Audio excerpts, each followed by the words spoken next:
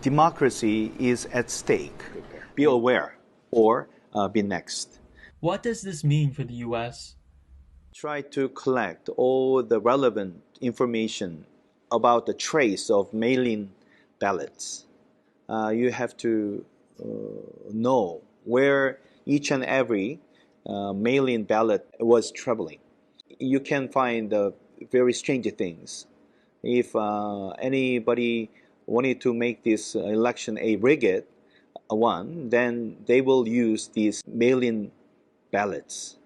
Try to get as many records of the mail-in ballots as possible. Then you'll find the traces of wrongdoing. You helped us to preserve or uphold democracy in Korea 70 years ago in Korean War, and we thank you.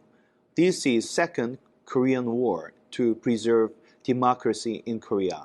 Now the leftist politicians led by President Moon Jae-in is leaning to China far away from USA. So it's a critical moment. Please help us again, and let's do it again to protect the democracy from disappearing from Korean Peninsula. The scandal. April 15th, 2020, South Korea, election night. For the incumbent representative Min Kyung-wook, a win is within his grasp. Not only did all polls before the election show him leading by margins varying from 0 to 8%, but tallied votes so far tonight, a 3,000 count lead, are shaping up to confirm just that. Min is rerunning for his current seat in the House of Representatives to represent Yeongsu-gu, a district in the city of Incheon that's next to South Korea's capital of Seoul. Along with his incumbency, the fact that the district has elected conservative representatives for the past 2 decades means that his re-election was essentially already in the bag. And as the night drew to a close, the last piece remained: the early votes conducted days just prior, between April 11th and the 12th. For Min, it was safe to assume that these early votes wouldn't follow a pattern much different from the poll predictions. But when morning arrived, just the opposite had happened.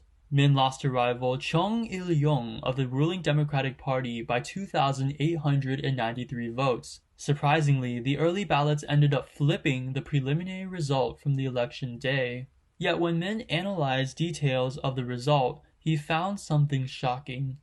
The electoral voting system in South Korea is different from the US, where early votes can be casted in the electoral district they belong as an in-district vote, or in any district they choose as an out-of-district vote. Min found out that 28.06% of his votes were from out-of-district voters, the exact same proportion as both of his opponents. And that made me, goosebump. Something was wrong, and very, very wrong. Then there's the statistical oddities of the voting patterns, particularly where it's early voting versus election day voting. Early voters flipped the election results for 40 districts out of the total 253. Democratic Party candidates got 20 to 30% more early votes than their opponents, easily overpowering other candidates and gaining the Democratic Party's candidates victory. And one very credible observer actually compared some of the statistical improbabilities in the election results as flipping a coin 1,000 times and having it come up heads every time. And in the end, the Democratic Party had achieved a landslide victory, winning 180 out of the 300 seats, a majority that's enough for the party to essentially pass any legislation it wants. But most astoundingly, the party is now just 3 seats short away from an overwhelming majority to revise the Constitution. Could the election have been rigged? A call to investigate. To get help, the politician shared his story on social media, calling on his supporters and the general public to help investigate this together. Roy Kim, a statistician, reached out to Min as a result and revealed a plausible explanation for all this. With help from Kim and others, Min was able to piece together what he calls the real story at the end of May on what really happened that night of April 15th. Here's what Min believes. Digital gerrymandering. 12 million recorded early votes are vulnerable to rigging. Alongside the issue of fabricated mail-in votes, many of the electronic votes were recorded on electronic counting machines, ECMs, that run on an unsecured network via Huawei components. Senior fellow with the Center for Security Policy, Grant Newsham, mentions another expert's testimony who verified that these ECMs are in fact high-performance machines capable of, quote, far more than just sorting and counting ballots. Another expert, Dr. Tara Oh with East Asia Research Center, revealed that the National Election Commission chose to use LG U plus 5G. It utilizes Huawei equipment to provide the internet connection for early vote ballots, and as a result, inadvertently gives Huawei a backdoor for China to control it. Min believes that an algorithm was developed to determine the number of early votes needed to flip the election results, given the election day in-person vote counts. Then, votes from districts where the DB candidates were already winning, therefore with additional votes to spare, are rerouted to districts where DP votes were needed. As such, Roy Kim called this new model digital gerrymandering. It normally takes about 3 months for the court to finish the cases and recount the votes. However, the court has not even set the first date for hearing arguments for a recount this time. Papers with QR codes are against the election law, and China has many patents related to this technology, which makes it possible for them to manipulate the election. More votes were cast than actual number of voters. And in some cases, it took just a minute for 33 people to vote, which means a voter finished voting in 1.8 seconds. For your information, it takes 19 seconds to just print the ballot paper. This means that votes were cast electronically through the Huawei network, not by humans. A possible CCP accomplice. And I am completely sure that behind all the fraud that happened in the April 15th election in South Korea, that the Chinese Communist Party is behind this. So as I believe that hackers were behind in making or manipulating the program that was used in the election, these hackers, cyber criminals, they love to leave Easter eggs with digital fingerprints. And there was somebody in South Korea that actually found the digital fingerprint or Easter egg left behind by these, what I assume are Chinese hackers. And that Easter egg is the slogan of the CCP, follow the party. Follow the party. So the evidence pointing to the CCP's involvement in this, we have evidence of that also. And the biggest evidence is that the gentleman by the name of Yang Jung-chul, who was the director of the Democratic Party of Korea, founded and led Democracy Research Institute. He visited China many times during the busy election period, and also many members of the CCP visited South Korea as well. And Yang Jung-chul, on his visit to China, he also signed an MOU with some members of the CCP party to collaborate together. And then he also visited the headquarters of the Chinese tech giant companies Tencent and Huawei as well. But what does he have to do with Min's election?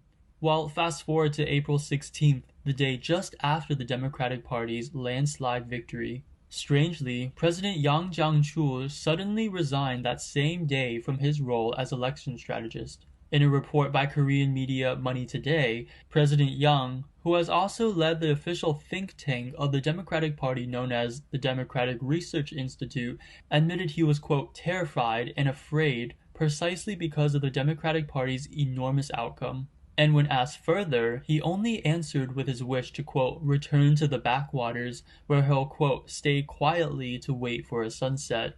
In terms of what he was directly referring to, it's unclear. We investigated the shipment of 2.7 million ballots and found that 1.1 million of them had issues.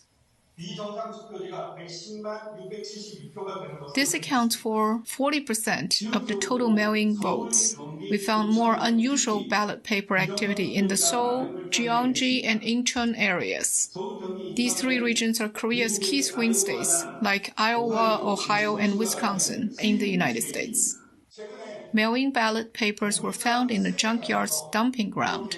A discarded hard drive was found near the area, and some 18,000 fake passports were stored in it. In Korea, the only place that needs this many fake passports is China.